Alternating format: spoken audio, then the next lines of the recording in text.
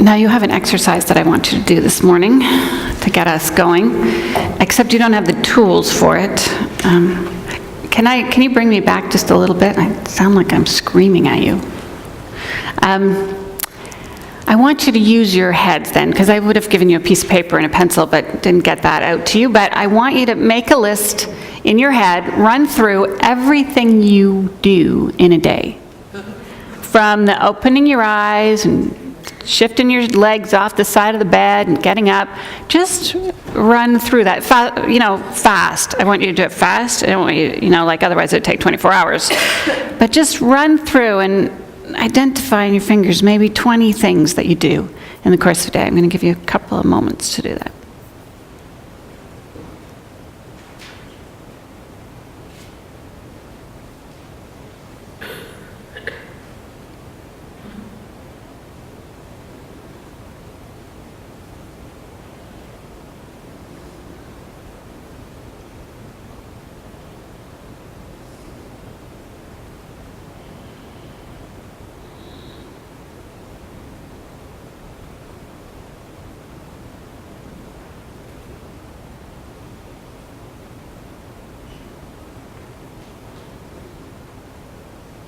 How many of you are at noon yet? Not quite? Okay, a little more time.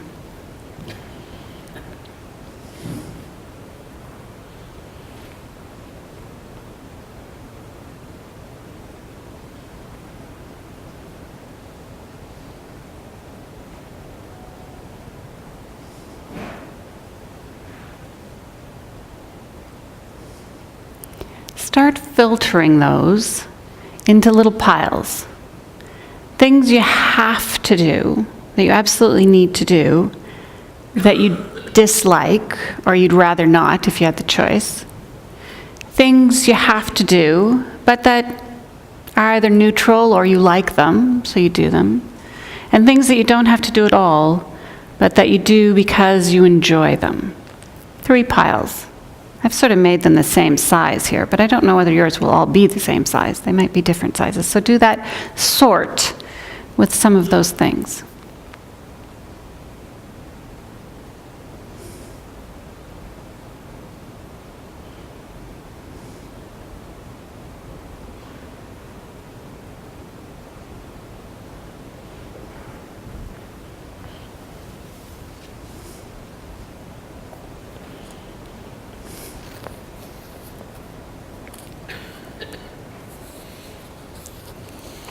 Now, I could further ask you to refine them by taking the things that make you feel the same way and put them in little piles, or things that happen quickly or things that take a long time, and we could sort them all out. But I want to actually get much more acute than that. I want to talk about one of the afterlives that David Eagleman talks about in his book, Some. I did a reading from Some at our celebrated live service at the beginning of November.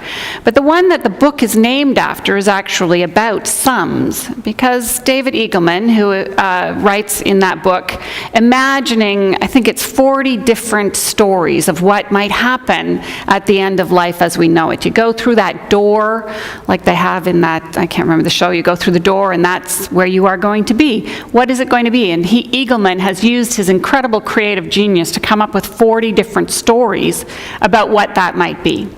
But the one the book is named after, Some, takes everything. It says you can relive every moment in your life, but you're going to do it one thing at a time. So all your sleeping is going to happen in one great big block. And all your eating is going to happen in one great big block. And all your standing, waiting for a bank teller is going to happen all in one. Here are some of the examples that he gives us. You'll be sleeping for 30 years, approximately. Doesn't that just upset you to no end? Like 30 years of sleeping? Nothing else to do. 18 months in lineups, quite frankly. 18 months in lineups. Now you know why iPhones and stuff are so, people are not just standing in lineups anymore. They can use that 18 months productively, or one would think. 27 hours of intense pain. Intense pain, but once it's gone, it's gone. You're good. 27 hours of intense pain. 6 days clipping your nails. I know you like that visual. 15 months looking for stuff you've misplaced. For some of us, that's double that. Not necessarily gender identified, but could be. Eagleman reminds you that you're going to feel really awful, itchy, your eyes are going to be watery, because you can't actually shower until you have that one 200-day shower that you have. 200 days you spend in the shower. And again, that number, most of us, if we have children, the number can be long, much longer. An hour realizing that you've forgotten someone's name. How many times does that happen? Put it all together, an hour straight of, that moment, and 3 weeks.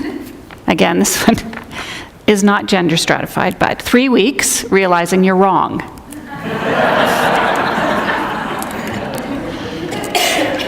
I did some calculations. I don't want to tell you how much time I have spent putting makeup on. What is that? Like days, whole days, lots of days. Eagleman points out that when we do things like that, we see our life in a completely different way. We see it so differently than how we choose to normally live it, or how we are able to live it in the course of a day. That our frustrations are limited by the way we live now, whereas in that kind of an afterlife, they might not be. Our pain is mitigated now by moments of reprieve and of feelings of delight, exaltation, ecstasy. We weave these days back and forth. So Eagleman says that when you're in the middle of this afterlife, you're begging for the previous one. Your previous life, because at least then there was some reprieve from some of these things. The reading that came from the book, sorry, I've lost the name. What was the book you just read from? Animal Encounters. Yes. That book, the story about the elk standing by the side of the road. How many of you have seen something like that? Many of you have. Mel has an incredible story of deer, stags fighting in her backyard that they filmed one time. But the elk standing on the side of the road in the height of the summer, you'd see it, you don't think much about it. But the author wants you to realize that that elk has been through this interminable winter, a winter that hives off whole numbers of wildlife that can't make it, that don't get through that long winter because of the cold, because of the lack of food, because of the challenges that face it. And so the one that you see on the side of the road, strong and majestic, has stories to tell, incredible stories to tell, but never will. They just have endured, an endurance that we would consider mystical, unbelievable, that, as Craig says, would make us shamans, call us to write a book, have us never see the world the same again. When I was reading David's Sum and the story about our moments all together, I realized that if we had sifted our lives that way, if the things that we did in those long stretches, the pain, the time, the amount of time we've spent helping someone, the amount of time we put ourselves and our own needs to the background in order to allow someone else's needs to take priority, the times that we've spoken up on behalf of someone who didn't have a voice or had a voice but wasn't listened to, those opportunities that we have to make change in the world, that we step forward and we actually do that. Eagleman didn't pick those out as things to identify. He chose mostly just those mundane things that we do. But I think that if we were to add those minutes, those hours all together, and put together an entire section that would be called Making the World Better, or adding grace within relationships, or being love instead of hate, or doing those things that would make someone around us better, we might come up with something worthy of the winter that elk made it through. It would, in the midst of it, were we living it moment to moment and nothing but, be overwhelming. If we were to take all those moments and read them end to end, how many of us would make it all the way through? We'd give up because the lack of any empathy for our own situation would be too much. And so we weave our days of those moments of beauty and those moments of challenge, of the opportunities that we take to care for ourselves, to think of our own needs and meet them, and the opportunities we take to live for others. I was rough on you last week when I talked about every moment being a moment that we die, and we have the opportunity to die into the world in ways that will make it better. But some of that needs to be, too, about caring for ourselves.